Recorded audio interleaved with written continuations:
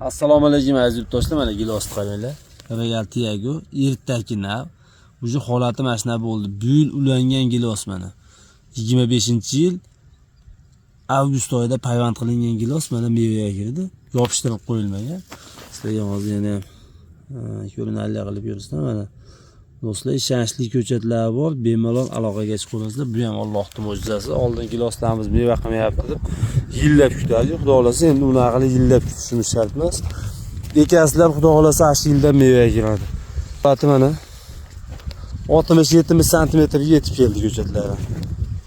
Mana do'stlar, kerakli vitaminlar berilgan. Holati o'ta ham go'zal. Kimga necha dona kerak bo'lsa aloqaga chiqib olasizlar, nomer qo'yib qo'yganmiz do'stlar. O'zbekiston bo'ylab barcha viloyatlarga ko'chatlarni yetkazib beramiz. Sog' bo'linglar, salomat bo'linglar. Videoga like bosishdan chiqmasin.